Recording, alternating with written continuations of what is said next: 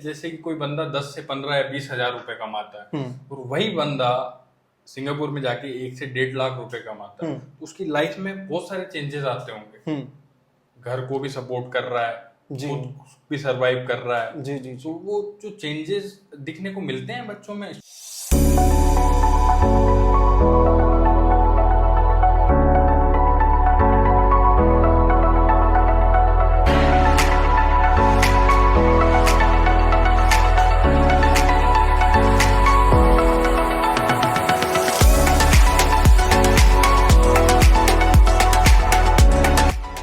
Hello, welcome to study abroad कर।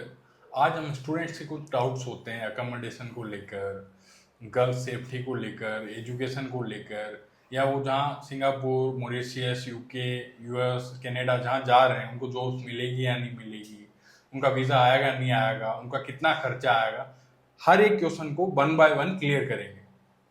मेरे साथ है रुशील जोशी जी, स्टडी अब्रोड कर से, जो कि आपको एक एक सवाल का जवाब देंगे। थैंक यू मैंने। तो जितेंद्र जी पूछिए आगे सवाल आप। सर, मैं ये पूछना चाहता हूँ कि कोई स्टूडेंट है जी।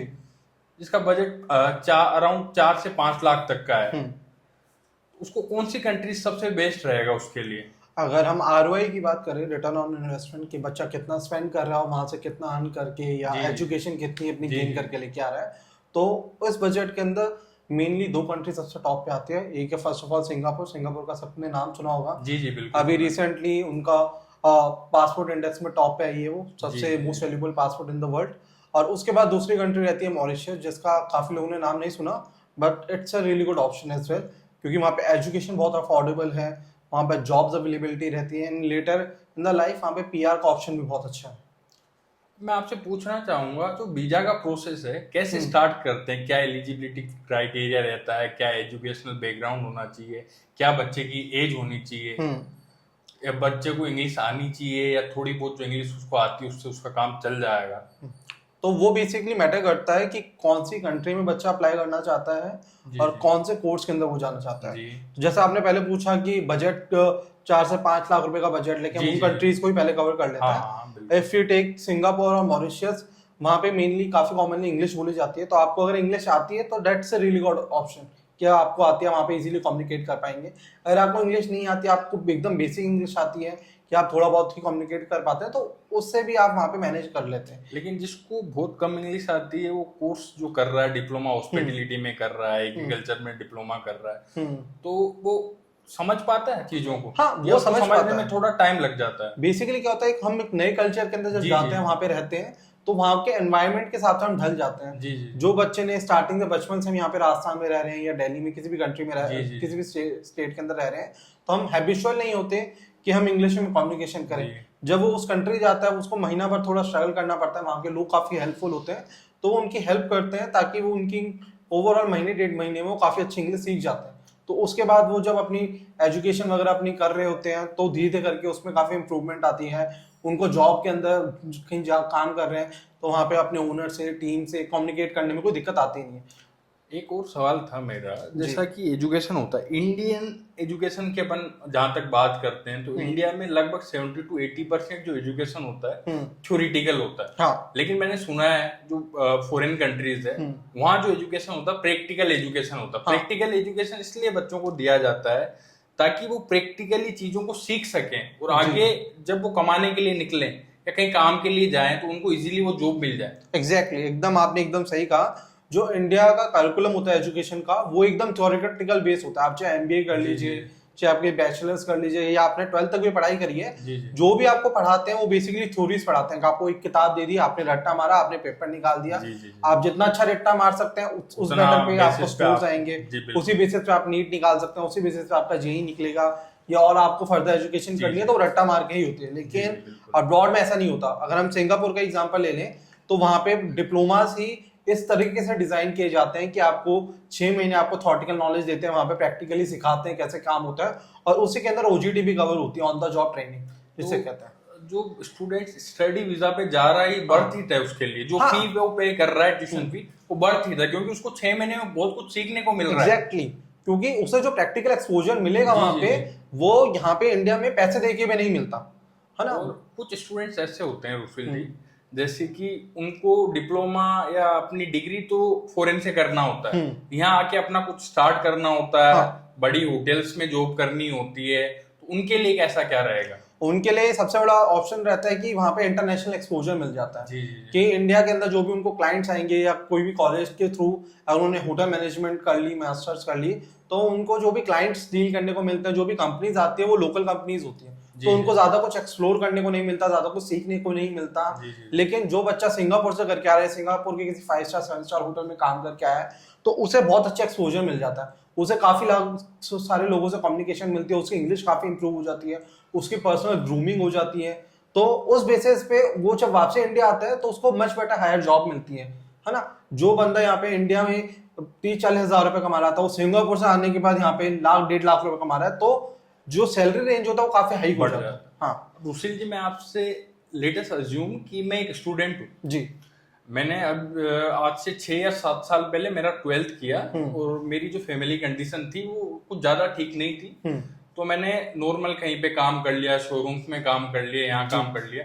अब मेरा जो गेप है वो 6 से 7 साल का गेप हो गया है, पढ़ाई छोड़े हुए मुझे 5 से 6 साल हो गए, तो क्या मैं स्टडी वीजा पे जा सकता हूँ? स्टडी वीजा पे जाके वहाँ सर्वाइव कर सकता हूँ? हाँ, ये आपने बहुत अच्छा क्वेश्चन किया, क्योंकि काफी लोगों को यही डाउट होता है कि हमें एजुकेशन छोड़े काफी टाइम हो गया है, तो सिंगापुर और मॉरिशस में एटलीस्ट ये इसकी कोई दिक्कत नहीं आती है। अगर आपका एजुकेशन गैप होता है उसको बस कवर करना पड़ता है कि आप अगर कोई कहीं ना कहीं जॉब करी हो, कोई डिप्लोमा ले लिया हो या कोई वर्क एक्सपीरियंस हो, उसको दिखा के हम वर्क आपका पूरा का पूरा कवर कर सकते हैं।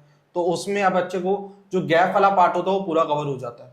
दूसरी चीज जो अर्निंग का वहाँ पे है, वहाँ पे वो बहुत अच्छा ऑप्शन मिलता है, क्योंकि डॉलर पर घंटे के हिसाब से मिलते हैं, तो वो बहुत अच्छी चीजें से कवर कर लेता सारी चीज। मेरा एक डाउट ये रहेगा, हाँ, वीजा के लिए नेसेसरी डॉक्यूमेंट्स, हाँ, एज क्या रहेगी, क्वालिफिकेशंस क्या रहेंगे, वो अगर आप थोड़ा क्लियर कर दें तो स्टूडेंट्स के लिए काफी अच्छा जी।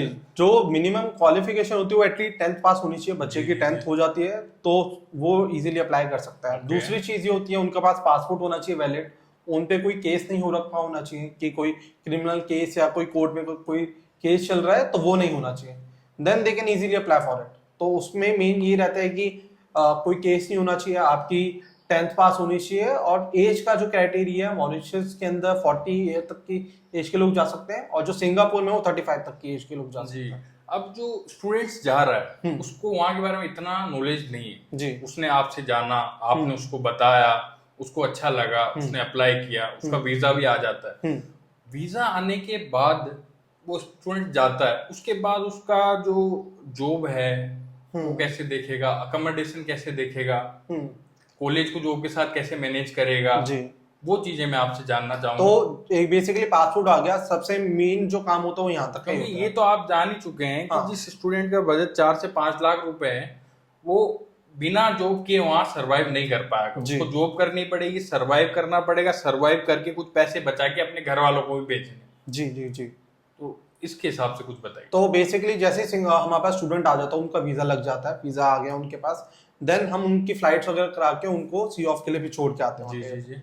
एयरपोर्ट पे वो जैसे ही लैंड होते हैं, हमारा एक पर्सन आता है, उनको एयरपोर्ट से पिकअप करता है, उनको अकोमोडेशन का बताता है। अकोमोडेशन सिंगापुर में जैसे है कि थोड़ा एक्सपेंसिव रहता है जी। तो अगर आप खुद का एक फ्लैट लेना चाहते हैं तो करीब $1500-1200 के करीब पड़ता है, तो वो $1,00,000 कोई भी स्टूडेंट इजीली अफोर्ड नहीं कर पाता। तो उसमें क्या करता है, स्टूडेंट शेयरिंग में कर लेते हैं कि एक फ्लैट के अंदर 4-5 बच्चे 10 बच्चे रह लिए, तो पर स्टूडेंट को $250-300 इस डॉलर के करीब पड़ता है, करीब 15-18 हजार रुपए। हॉस्टल्स भी होती होगी वहाँ? हॉस्टल्स भी होते हैं, वो बेसिकली रूम शेयरिंग हॉस्टल की तरह हो जाता है। बच्चे आते हैं, अपना कॉलेज अटेंड करते हैं, अपना वो पूरा चीज क्लियर करते हैं, उससे उनको इस चीज में भी आसानी हो जाती है कि ये किसमें जॉब कर रहा है, ये कहाँ है, जॉब मिलने में आसानी हो जाती है। वही मेरा नेक्स्ट पॉइंट, ग्रो कर लेते हैं उसकी वजह से। जी जी जी एग्जैक्टली। तो क्या होता है कि अकोमोडेशन में हमारी एज के बच्चे होते हैं, वो जो आप गए हैं वहाँ पे, तो आपके एज के बच्चे मिलेंगे, सारे के सारे रिलेशंस बिल्डअप होते हैं, रिलेशन बिल्डअप होते हैं। कई राजस्थान के बच्चे होंगे, कई हरियाणा के बच्चे होंगे, कोई केरला का बच्चा होगा, तो उनसे के साथ अच्छे नेटवर्क्स बनते हैं, उनके साथ रिलेशन बनते हैं, वो एक दूसरे की हेल्प करते हैं मेनली। कि अगर आपको जॉब चाहिए, आप नए नए आए हो, आपको अकोमोडेशन मिल गया, तो आपको जॉब चाहिए, तो वहाँ पे कई 4-5 बच्चे हैं, तो आप किसी न किसी से बोल के रेफरल के थ्रू इजीली जॉब मिल जाता है, और स्टूडेंट लगवा भी देते हैं। क्योंकि सबसे बड़ा मैटर ये करता है कि वहाँ की जो लोकल पब्लिक होती है $30-35 पर घंटे का चार्ज करते हैं, और हम इंडियन स्टूडेंट्स हैं, चीपर है काफी। हाँ, हम $15 में भी काम कर लेते हैं, कर हम लेते हैं, $18 में भी काम कर लेते हैं, हम $10 में भी काम कर बिल्कुल लेते हैं। बिल्कुल। तो जॉब्स का पार्ट इसी से कवर हो जाता है। वहाँ पे स्टूडेंट का नेटवर्क इतना अच्छा बना हुआ है, स्टूडेंट्स एक दूसरे की हेल्प करते हैं, हमने इतने स्टूडेंट्स भेज दिए तो पूरी कम्युनिटी बन रखी है, तो कोई भी स्टूडेंट को बन जाती है तो स्टूडेंट्स को भी थोड़ा कॉन्फिडेंस आता है। एग्जैक्टली, तो ऐसा नहीं लगता स्टूडेंट की हाँ, वो कि अकेला है एक नई कंट्री में, उसको कोई नहीं काफी देखने सारे वाला। इंडियंस उसको वहां मिल जाएंगे। जी जी जी और जो जी। कि उसको जॉब प्रोवाइड करवाने में उसकी हेल्प कर देंगे, हाँ। अगर उसको जॉब नहीं मिल पाती है तो। हाँ और ऐसा होता नहीं है कि जॉब ना मिले। हाँ, सिंगापुर जॉब तो जैसी मिल ही कंट्री में जाती है, इजीली मिल सिंगापुर जाती जैसी है कंपनी job। को। और जो कॉलेज का टाइम रहता है, आपने पूछा कि कॉलेज और जॉब को कैसे मैनेज करेंगे। जी, जी। कॉलेज का मॉर्निंग का टाइम रहेगा, जैसे 9 से 12 चले गए, आपका हफ्ते में 3 दिन कॉलेज या 4 दिन कॉलेज जाना है, तो 7 से 8 घंटे आराम से स्टूडेंट इजीली। काम वो कर सकता है इवनिंग में पार्ट बच्चा टाइम। इवनिंग में बच्चा चला गया, इवनिंग में जॉब पे चला गया या दोपहर में जॉब पे चला गया, अपना जी, जी। शाम तक काम किया, रात तक काम किया, और उसके बाद वो अपना ऑफिस खाना वाना खा के अपना घर आके आराम से सो जाए, फिर कल सुबह का अपना कल routine सुबह उठ के start वापस अपना वही चीज करे। हाँ मैं ये भी पूछना चाहता हूँ कि कुछ स्टूडेंट्स ऐसे हैं जिनका अभी यूके का यूएस का वीजा नहीं लग पा रहा है, सिंगापुर जाके सिंगापुर के थ्रू पाथवे को चूज करके ऑस्ट्रेलिया, यूके, कनाडा में पढ़ाई कर सकते हैं। हाँ, वो कर सकते हैं। क्या होता है कि इंडिया से काफी बच्चे अप्लाई कर रहे हैं, आपको भी पता है, गवर्नमेंट ने इतनी सारी रिस्ट्रिक्शंस लगा दी, ऑस्ट्रेलिया में कई सारे कॉलेजेस बैन कर दिए। तो क्या होता है, इंडियन एप्लीकेशन बहुत ज्यादा हाई में जा रही है, जितनी सीट्स भी अवेलेबल नहीं होती है, तो उसमें ऑब्वियस होता है कि काफी सारे स्टूडेंट्स का रिजेक्शन आता है, कंपटीशन बहुत ज्यादा बढ़ जाता है, गैप एक्सेप्टेड नहीं होता है। तो उसमें बेस्ट केस सिनेरियो ये रहता है कि हम किसी और कंट्री चले जाएं, है ना, बच्चों उसमें ये वाले बच्चे भी आते हैं जिनका आईएलटीएस पीटी का स्कोर नहीं आ रहा है, तो वो एक ऐसे कंट्री चले जाते हैं जैसे सिंगापुर, वहां पे उनकी जो एजुकेशन होती है वो पूरी इंग्लिश में होती है, तो उनको आईएलटीएस और पीटी का एग्जाम देने की जरूरत नहीं पड़ती। अगर ऑस्ट्रेलिया से अच्छा, सिंगापुर अगर चले गए पाथवे के थ्रू उनको जाना है तो आईएलटीएस, हाँ, फिर देन अगर उनको बाद में पाथवे के थ्रू ऑस्ट्रेलिया में एडमिशन लेना है तो उनको आईएलटीएस पीटी की जरूरत नहीं पड़ेगी, वो directly they can take admission. तो ये तो एक एडवांटेज हो गया उनके हाँ, लिए। एक एडवांटेज हो गया। दूसरा, ट्यूशन फी में एडवांटेज मिलता है, क्योंकि कॉलेज का ऑलरेडी टाइप होता है, तो ट्यूशन फी में थोड़ा स्कॉलरशिप मिलता है, डिस्काउंट मिलता है, तो वो वाली बेनिफिट रहता है। दूसरी क्या होता है, नंबर ऑफ एप्लीकेशन जितने सिंगापुर से ऑस्ट्रेलिया के लिए जाती है आर मच लोअर देन की जो एप्लीकेशंस इंडिया से ऑस्ट्रेलिया की तरफ जाती है। तो सिंगापुर से अप्लाई करने में बहुत ज्यादा हायर चांसेस होते हैं कि आपका वीजा आ जाए, आपको अच्छे कॉलेज में एडमिशन मिल जाए, तो वो वाली चीज रहती है। और सर मैं जानना चाहूंगा गर्ल्स सेफ्टी को लेकर, जैसे कि कौन सी कंट्रीज ज्यादा सेफ है, क्या सिंगापुर सेफ रहेगा? Singapore is one of the safest country. आप रात के 2 बजे भी निकल जाएंगे वॉक करने के लिए, कोई भी काम से आ रहे हैं तो आपको कोई दिक्कत नहीं है। वहां पे हर जगह सर्वेलेंस लगा होता है, पुलिस का क्वाइट एक्टिव होती है, तो आपको सेफ्टी को लेके कोई दिक्कत नहीं है। वहां पे Singapore is one of the safest country. और ये है कि जैसे कि अपन इन सबको अगर छोड़ के कुछ थोड़ी सी अलग बात कर लें, टूरिज्म में बात कर लें, कंट्री कैसा है, कल्चर कैसा है वहाँ का, उस पे अगर बात करना चाहें तो कल्चर बहुत अच्छा है, एजुकेशन को लेके बहुत अच्छा है, लाइफस्टाइल वहाँ पे बहुत अच्छा है ना, वहाँ के लोग काफी फ्रेंडली हैं, तो आपको किसी भी चीज में जरूरत होती है तो लोग काफी रेडी टू हेल्प होते हैं, कि आपको कोई भी हेल्प चाहिए, आपको कोई भी मदद चाहिए, आपको तुरंत आगे बढ़ के आपकी हेल्प करते हैं। और टूरिज्म की बात करें, क्या होता है, स्टूडेंट सपोज उनको ऑस्ट्रेलिया जाना है सिंगापुर से, तो क्या करते हैं, वहां पे साल भर रह रहे होते हैं, तो वीकेंड्स में कई सारी कंट्रीज है, मलेशिया, इंडोनेशिया, फिलीपींस, वो सारी कंट्रीज ट्रैवल कर लेते हैं, तो अपनी एक ट्रैवल हिस्ट्री क्रिएट कर लेते हैं, और वहां से फ्लाइट करीब 2,500 3,000 काफी चीपली फ्लाइट मिल जाती है, तो इजीली वो अपना ट्रैवल कर लेते हैं, अपनी ट्रैवल हिस्ट्री क्रिएट करते हैं। देन दे वांट कि अगर दूसरी कंट्री जाना है तो दे कैन इजीली मूव, क्योंकि उनकी सिंगापुर जैसी कंट्री से एजुकेशन हो गई है, वहाँ का वर्क एक्सपीरियंस है, then they have travel experience as well, तो वो सारी चीजें करके बहुत ज्यादा अच्छी एक प्रोफाइल बन जाती है स्टूडेंट की किसी भी कंट्री जाने के लिए।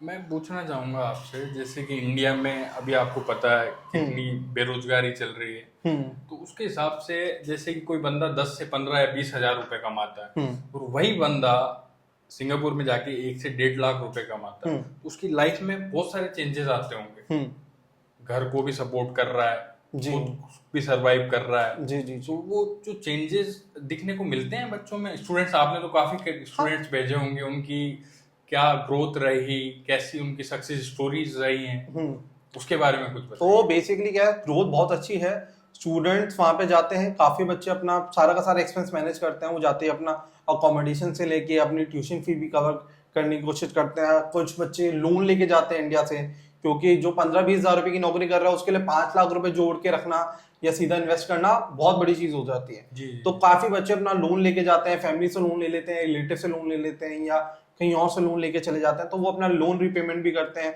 अपनी फैमिली को भी सपोर्ट करते हैं मंथली पेमेंट करके।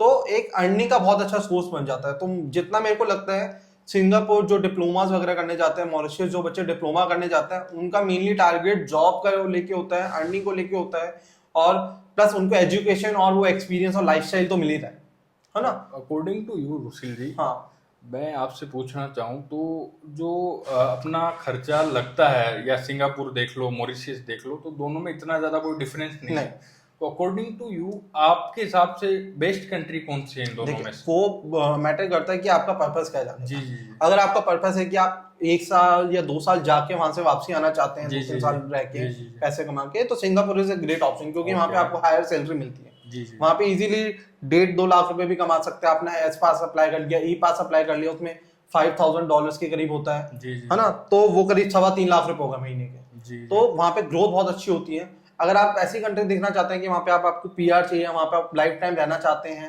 तो मतलब आप कहना चाह रहे हैं कि मॉरिशस में पीआर इजीली मिल जाता है, क्योंकि क्या होता है कि 60% सेटल होना चाहता है बंदा। एग्जैक्टली, क्योंकि कई सारे स्टूडेंट्स होते हैं जिनकी शादी हो गई होती है, जिनके साथ फैमिली रिस्पॉन्सिबिलिटीज होती है, मे बी उनके 1-2 बच्चे हैं, तो उसके लिए मॉरिशस एक बहुत अच्छी कंट्री है, और उनकी वो अपने फैमिली मेंबर्स को भी अपने साथ बुला सकते हैं बाद में। अभी मैंने जिस स्टूडेंट्स का आपको एग्जांपल दिया जी, जिसने 12th पास किया है, जिसका गैप हो गया 5 से 6 साल का, उसको बेसिकली वो पढ़ने के लिए नहीं जा रहा है, वो कमाने के लिए जा रहा है, लेकिन वो ऐसा सोच रहा है कि एक डिप्लोमा हो जाएगा तो उसका और भी कॉन्फिडेंस बिल्डअप हो जाएगा और अच्छी जोश वो पालेगा।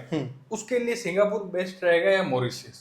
अगर वो अर्निंग के प्रोस्पेक्टिव से जाना चाहता है और कुछ साल कमा के वापस इंडिया आना चाहता है, तो उसके लिए सिंगापुर रहेगा। अगर वो स्टूडेंट चाहता है कि मैं उस बाहर ही सेटल हो जाऊं, मैं अब्रॉड ही रहूं, इंडिया आना जाना रहेगा, लेकिन ये नहीं कि इंडिया सेटल होना बाद में, तो उसके लिए Mauritius is one of the best, because Mauritius में इंडियंस काफी हैं, लैंग्वेज बैरियर कोई नहीं आता, फूड की कोई दिक्कत नहीं आती, अकोमोडेशन इज चीप, प्लस 5 साल में आपको वहाँ का पीआर मिल जाता है। और मॉरिशस के पासपोर्ट का सबसे बड़ा बेनिफिट ये है कि आपको अराउंड 152 कंट्रीज होते हैं जो वीजा फ्री मिल जाते हैं, जिसमें सारी बहुत बड़ी है, और बेसिकली रैंकिंग इंडिया के कंपैरिजन में बहुत हाई भी है। तो उसमें यूके आता है, आयरलैंड आता है, पूरा यूरोप आता है, जर्मनी, पोलैंड, जापान, हाँ, इवन जापान जैसा वीजा इजीली नहीं मिलता, तो वो सारी कंट्रीज आपको मिल जाती है, तो वहां पे आप विदाउट वीजा कभी भी ट्रैवल कर सकते हैं, तो वो एक बहुत बड़ा बेनिफिट होता है, सबसे बड़ा। ये जो स्टूडेंट्स 3-4 से 4.5 या 5 लाख रुपए तक लगा के सिंगापुर जाता है, वो 5 लाख रुपए कब तक कमा लेता है, कब तक निकाल लेता है, अगर स्टूडेंट 7 से 8 हाथ काम कर रहा है? आप बेसिकली आज के हिसाब से होता है, बच्चा घंटे के हिसाब से वहाँ पे पेमेंट मिलता है, तो दे कैन इजीली मैनेज, जो भी उन्होंने एक्सपेंस निकाला है वो 3 से 4 महीने के अंदर पूरा का पूरा अमाउंट कवर कर लेते हैं, है ना। उसके बाद जो भी वो कमाते हैं वो पूरी उनकी सेविंग होती है। जब बच्चा 4-4.5 लाख रुपए लगा रहा है और 1.5 लाख रुपए महीने का कमा रहा है, तो 3 महीने का पूरा अमाउंट रिकवर कर लेगा।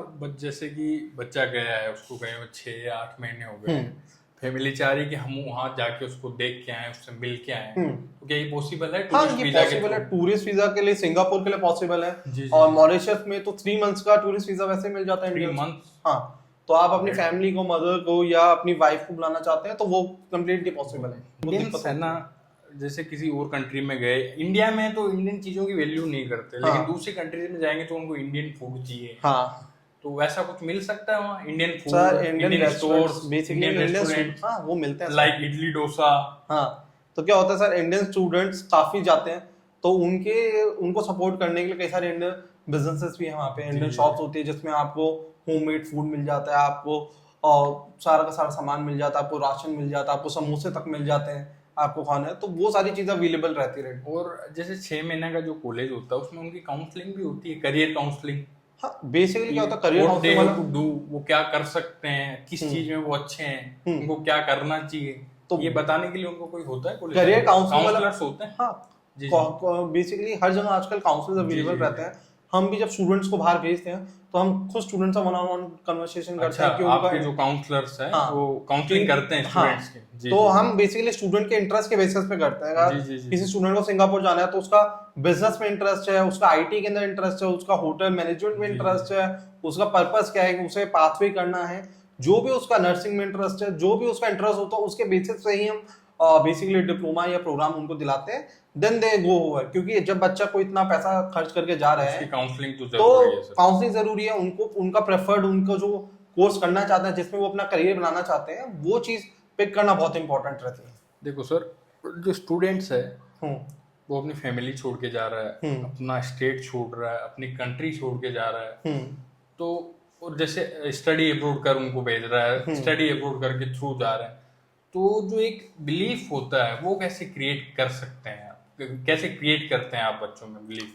बेसिकली सर हमारे पास मोस्टली जो बच्चे आते हैं, लो बजट के बच्चे हैं, किसान का बेटा है या कोई फॉर्चून की दुकान जो चला रहा है उसका बेटा है, आपके कंधों पे भी बहुत बड़ी जिम्मेदारी आ जाती है, रिस्पॉन्सिबिलिटी रहती है, क्योंकि जो भी बच्चा होता है वो पूरा का पूरा विश्वास करता है, उनके पेरेंट्स पूरा विश्वास करते हैं, तो वो हमें कैसे बनाए रखते हैं आप? हाँ, बेसिकली क्या हम सबसे ज्यादा स्टूडेंट को एक तो सारा का सारा ट्रांसपेरेंट काम रखते हैं। वो फंड्स हम अपने पास इतने नहीं रखते, जो भी पेमेंट्स होती है वो कॉलेज के अकाउंट में जाती हैं। अच्छा, तो फी आएगा वो डायरेक्ट कॉलेज के अकाउंट में जाएगा, वो हमारे पास नहीं आता, हम नहीं, क्योंकि मोटा अमाउंट, सबसे बड़ा मोटा अमाउंट वही होता है, फी अमाउंट ही होता है। हाँ, तो उसके बाद जो भी छोटा मोटा खर्चा होता है, टिकट वगैरह होता है, student they can pay by themselves, तो कोई इतना पूरी ट्रांसपेरेंसी रहती है फंड्स को लेके। सबसे बड़ा डर बच्चों को फंड्स को लेके होता है कि उनके साथ कोई फ्रॉड ना हो जाए। क्योंकि सर पंजाब में आजकल आप देख रहे हो ऐसी ऐसी कंसल्टेंसियां खुल गई है जहाँ इतना ज्यादा फ्रॉड होता है स्टूडेंट के साथ। जी, तो बच्चा विश्वास नहीं कर पाता है, किस पे विश्वास करें किस पे ना करें। बेसिकली क्या हमारे पास मोस्टली जो क्लाइंट्स आते हैं वो रेफरेंस के थ्रू आते हैं कि हम, जैसे कि मैंने आपको भेजा, तो आपको देखते देखते आपके 10 दोस्त और आ जाते हैं हमारे पास। वो आ रहे हैं क्योंकि आपने उन पे विश्वास बना के रखा ना। हाँ, एग्जैक्टली, कि एक बच्चा सेटल होता है, वेल सेटल्ड होता है, तो उसके पीछे 5 बच्चे और आएंगे। अपनी जो सोच है वो आगे की तरफ। हाँ, हम ऐसा नहीं सोचते कि एक बच्चा आ गया तो उसमें से सारा का सारा पैसा चूस लिया। हम अपनी कंसल्टेंसीज भी सम टाइम वेव ऑफ कर देते हैं कि हमें लगता है कि स्टूडेंट नहीं बेयर कर सकता, या हमें लगता है कि स्टूडेंट की पोटेंशियल है, उसके दोस्त वगैरह आ जाएंगे, तो हम उस टाइम में काफी बच्चों को डिस्काउंट दे देते हैं। सबसे बड़ा बेनिफिट ये है कि जो हम स्टूडेंट से अमाउंट लेते हैं वो वीजा आने के बाद लेते हैं, ये सबसे बेस्ट चीज, सबसे बेस्ट ऑप्शन है, क्योंकि स्टूडेंट को ये रहता है कि पैसे दे दी तो पैसे तो गए। कुछ कंसल्टेंसी क्या करती है, हाफ पेमेंट पहले ले लेती है, हाफ पेमेंट बाद में लेती है, तो हाफ पेमेंट डूबने का डर रहता है, और अगर बच्चों का वीजा नहीं भी आता तो बच्चों को वो अमाउंट वापसी नहीं मिलता है। हाँ, तो अच्छा, अपना वो भी है कि स्टूडेंट्स को रिफंड करेंगे। अगर इनकेस अगर हम उनसे सिक्योरिटी के 20-30 हजार रुपए लेते भी हैं, अच्छा, इनकेस उनका वीजा नहीं आता तो will refund the amount, will pay ऊपर तो कोई बर्डन रहा ही। एग्जैक्टली, सबसे बड़ा ट्रस्ट फैक्टर हमारा इससे बिल्ड होता है कि नहीं, अगर आप जो वीजा का पैसा है वो भी आप नहीं ले रहे हैं, तो आप खुद ही भरोगे। अगर नहीं आता, जो भी एक्सपेंस होता है 50-60 हजार रुपए का स्टार्टिंग में हम बेयर करते हैं, और हमारा वीजा का सक्सेस रेशियो इतना अच्छा है तो हमें वीजा रिजेक्शन का इतना वेट वो करना ही नहीं पड़ता। कुछ स्टूडेंट्स हैं, कुछ पेरेंट्स ऐसे भी होते हैं रुशिल जी, जो ज्यादा कुछ जानते नहीं, उनको नहीं पता, वो डायरेक्टली कैम अक्रॉस और बोलते हैं कि आप ही बता दीजिए हमें कि कहाँ जाना चाहिए, कहाँ ज्यादा बढ़ गया है, हमारा बेटा ऐसा है, ऐसा कर लेगा, तो उनको कैसे मैनेज करते हैं आप? सर सबसे बड़ा मैटर करता है कि किसी भी कंट्री जाते हो उसमें खर्चा होता है। जी, तो फंड्स मैटर करता है, हमें स्टूडेंट का फंड्स के हिसाब से ही कंट्री सेलेक्ट करनी पड़ती है कि वो बच्चे का बजट कितना है। हम ऐसा नहीं कर सकते हमारे पास 5 या 10 लाख रुपए का फंड हम सीधा ऑस्ट्रेलिया के लिए अप्लाई करते हैं, जितने हमारी चादर है उसके हिसाब से बिल्कुल। तो हम पहले ट्राई करते हैं बच्चे का जितना बजट है, जितना जिस चीज में वो कंफर्टेबल है, पहले उस कंट्री भेजे, वहां पे वो अच्छा अर्न कर लेगा, वहां पे स्टेबल हो जाएगा, then they can go ahead with another country अगर वो जाना चाहते हैं तो वो चीज रहती है।